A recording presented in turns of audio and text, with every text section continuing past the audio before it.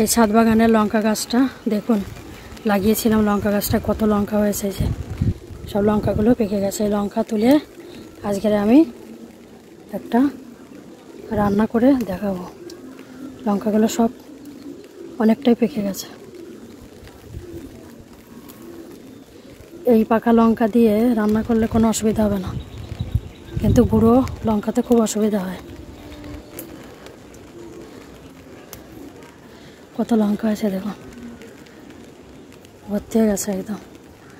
এরকম নিজের হাতে গাছ লাগালে এরকম ফল হলে কত ভালো লাগে বন্ধুরা। সুন্দর ফুলটা হয়েছে। এই লঙ্কা তুলে আজকে এই লঙ্কা দিয়ে আমি আজকে একটা রান্না করে দেখাবো। বন্ধুরা, মুখোশ কিচেনে স্বাগত নতুন একটা রেসিপিতে। আবারও একটা নতুন রেসিপি নিয়ে হাজির হয়েছি আপনাদের সামনে। দেখুন, এখানে রেখেছি আমি দেশি মুরগি। আর এখানে এই যে ডিমটা সবে শুরু হয়েছিল, বড় হয়নি একদম, ছোট ছোট কত অসংখ্য ডিম।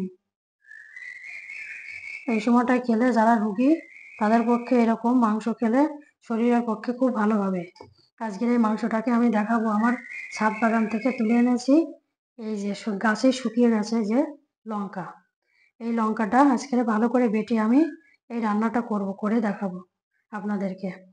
দেখেছেন বৃষ্টি মাথায় কোকিলগুলো কিভাবে ডাকছে। বড় একটা কদম ফুলের গাছ আছে আমার ঘরের পিছনে, ওখানে বসে বসে ওরা মনের আনন্দে ডাকে এইভাবে। বৃষ্টিতে ভিজে জানলা এসে পড়েছিল, তারপর আবার ওখানে গাছে যেয়ে ডাকা শুরু করেছে। তাহলে চলুন আমি মশলাগুলো ভালো করে বেটে নিই। এখন কড়াইতে তেল দিয়েছি পরিমাণ মতো, তেলটি গরম হয়ে গেছে। এখন এর মধ্যে দিয়ে দেবো আমি এখানে দুটো আলু কেটে রেখেছি। আলুটাকে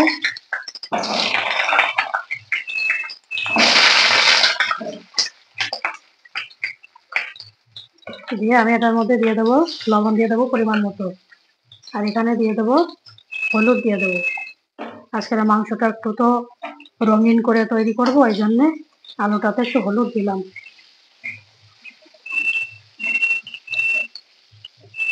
আলুটা এইভাবে ভালো করে লাল করে ভেজে নেবো আমি। আলুটি খুব সুন্দর করে ভাজি হয়ে গেছে। এখন আলুটিকে আমি তুলে নেব। এখন কড়াতে দিয়ে দেবো আমি এখানে রেখেছি গোটা গরম মশলা অল্প করে, আর কিছুটা গোটা জিরে, এটা দিয়ে দেবো। এটা দিয়ে এটাকে আমি একটুখানি তুলে রেখে দেবো। ভাজিটা দিলে হবে কি মাংসটা খুব স্বাদ হবে ভালো, তা নাহলে আলাদা করে এটাকে আবার ভাজতে হবে মশলাটাকে।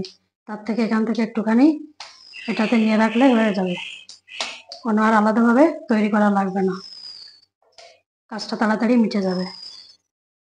এটা নিয়ে নিলাম এখান থেকে কিছু নিয়ে, এবারে এটাকে আমি রেখে দেবো। আর এখানে দিয়ে দেবো আমি একটা তেজপাতা ছেড়ে রেখেছি, এটাকে দিয়ে দেবো। তারপরে আমি দিয়ে দেবো এখানে রেখেছি দুটো ছোট পেঁয়াজ কেটে রেখেছি, এটা দিয়ে দেবো। পেঁয়াজটাকে দিয়ে ওর মধ্যে দিয়ে দেবো সামান্য পরিমাণে লবণ দেবো। লবণ দিয়ে পেঁয়াজটাকে ভালো করে আমি একটুখানি এটাকে ভেজে নেব। ভালো করে একটু ভেজে নিয়ে তারপরে মাংসটাকে আমি পরিমাণ মতো লবণ দিয়ে ওটাকে ম্যারিনেট করে রেখেছি। তারপরে মাংসটাকে এর মধ্যে আমি দিয়ে দেবো। যতটা মাংস হবে সেই পরিমাণে লবণটা দিতে হবে। একটুখানি এটাকে একটুখানি ভালো করে মশলাটাকে একটুখানি কষিয়ে নেব। এখানে পেঁয়াজটি ভালো করে কষানো হয়ে গেছে। এখানে আমি দিয়ে দেবো এই ছোট চামচের হাফ চামচ আমি এখানে আদা পুড়ে রেখেছি, আদাটাকে দিয়ে দেবো।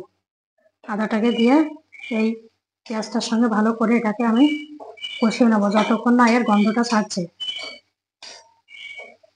মশলাগুলো ভালো করে ভাজি হলে রান্নাটাতে খুব টেস্ট হয় খেতে।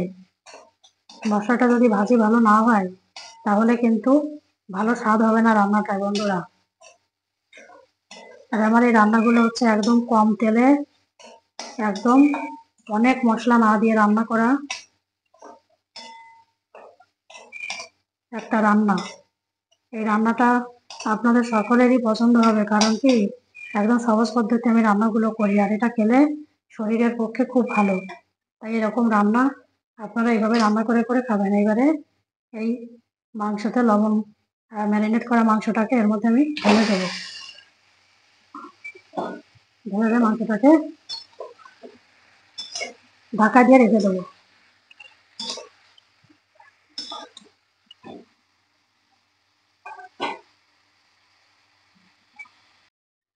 এখানে আমি ওই ছাদ বাগান থেকে তুলে আনা 4টে শুকনো লঙ্কা রেখেছি, আর রেখেছি কিছুটা এই গোটা জিরে।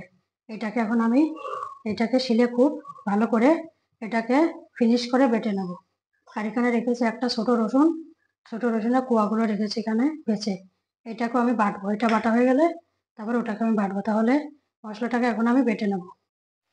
মাংসটা কিছুটা জাল হয়েছে, এখন এর মধ্যে আমি এই বেটে রাখা হচ্ছে লঙ্কা, জিরে বাটা লঙ্কার সঙ্গে আর এখানে রসুন বাটা, এটাকে আমি এর মধ্যে দিয়ে দেবো। দিয়ে আজকে লাল মুরগির ঝোল।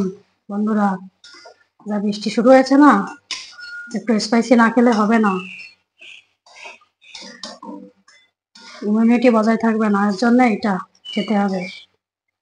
কিন্তু এই লঙ্কাটা খেলে কি হবে, এই লঙ্কাটাতে মুখ গলা জ্বালা করবে না।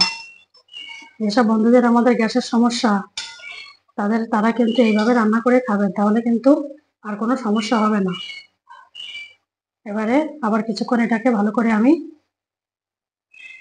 জাল দিয়ে নেব। এখন আমি মাংসটার মধ্যে দিয়ে দেবো এখানে পরিমাণ মতো হলুদ দিয়ে দেবো। হলুদ দিয়ে ভালো করে মাংসটাকে নেড়ে নেব।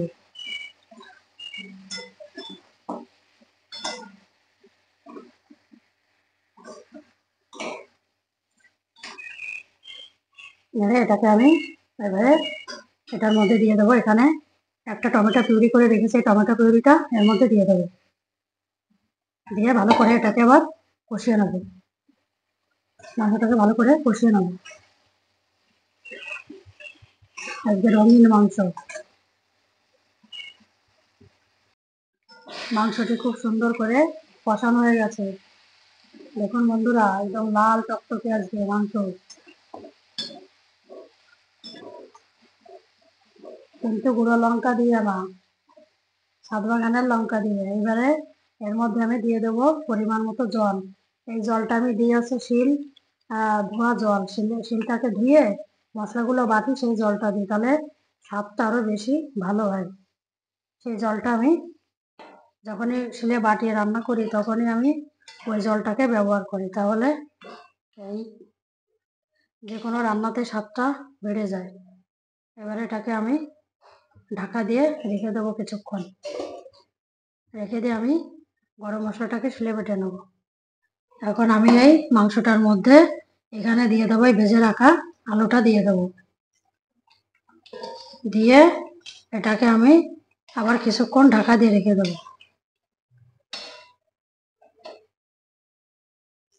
কিছুক্ষণ ঢাকা দিয়ে রাখলে এটা আমার মাংসটা রেডি হয়ে যাবে। এই মুরগির মাংসের লাল ঝোলটি আমার হয়ে গেছে।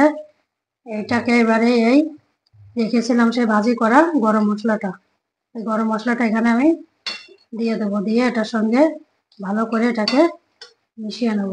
মিশিয়ে মাংসটাকে আমি এবারে নামিয়ে নেব। মাংসটা আমার রান্নাটা কমপ্লিট হয়ে গেছে। দেখুন বন্ধুরা, কত সুন্দর করে এই দেশি মুরগির লাল ঝোলটাকে আমি বানিয়েছি। এই যে আজকের বৃষ্টি, তো অবিরাম বৃষ্টি পড়ছে, আর তো থামারই নাম নেই।